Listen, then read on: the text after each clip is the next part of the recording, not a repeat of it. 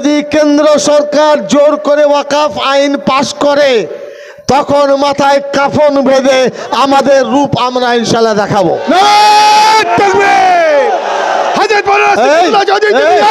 আমরা তোমার সাথে আছি।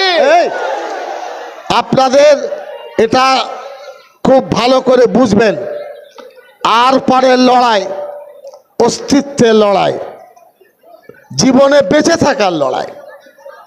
এটা কোনো রাজনৈতিক চর্চা করার লড়াই নয়, এই লড়াই হলো নিজস্ব সম্পদ রক্ষা করার লড়াই।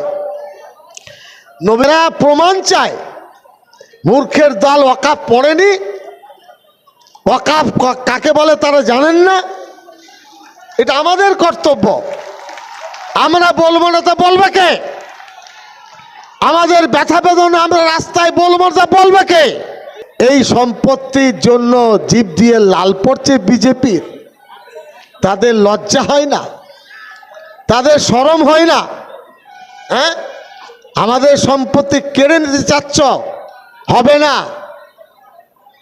ঘুঘু দেখেছে বিজেপি, ঘুঘুর ফান দেখেনি, এই বাংলায় ফান দেখবে ইনশাল্লাহ। ধরুন ফুরফুলায় অনেক সম্পত্তি আছে, মসজিদে থাকতে পারে। আপনি কে যে আপনি মসজিদের সম্পত্তি নিতে চাচ্ছেন? কেন যাচ্ছেন?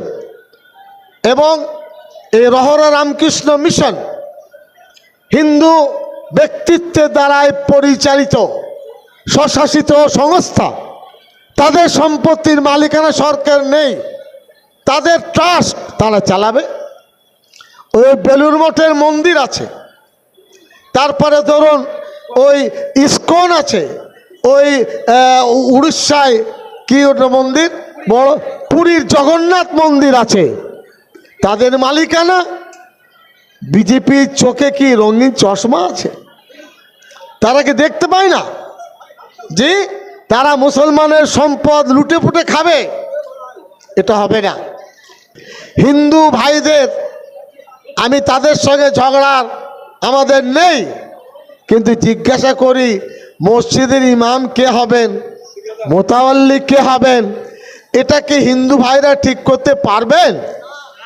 তাদের কি যোগ্যতা আছে? কোন এক মন্দিরের পুরোহিত কে হবে, সিদ্দিকুল্লাহ চৌধুরীকে ঠিক করতে পারবে? পারবে না। জোর করে চাপিয়ে দিতে চাচ্ছে।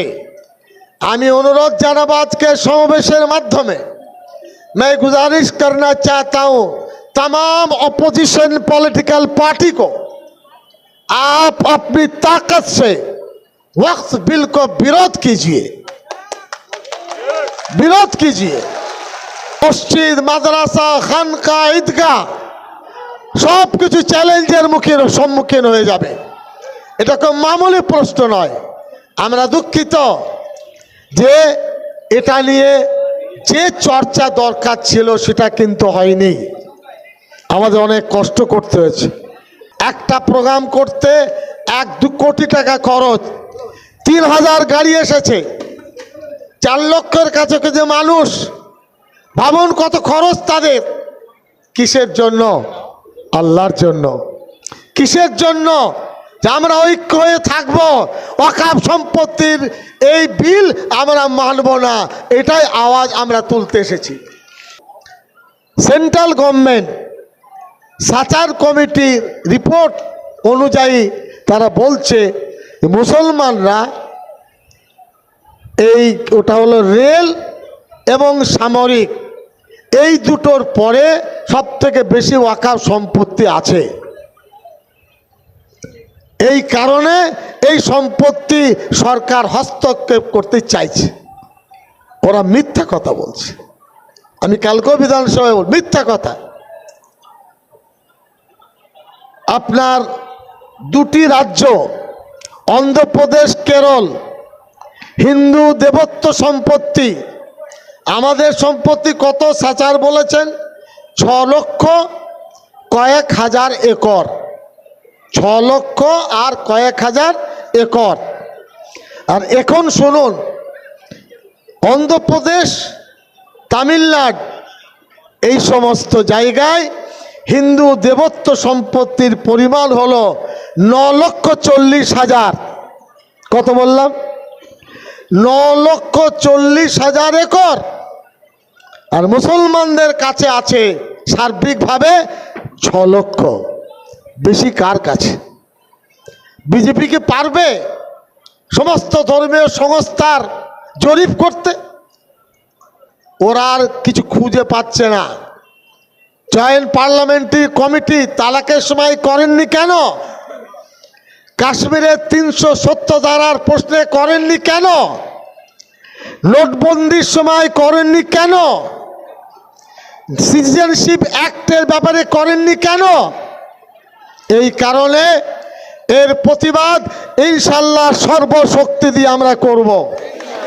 আজকের সমাবেশ প্রমাণ করে দিচ্ছে দুটো ব্রিগেড প্যারেড গ্রাউন্ডে লাগবে, তবে আমরা পেট ভরাতে পারবো।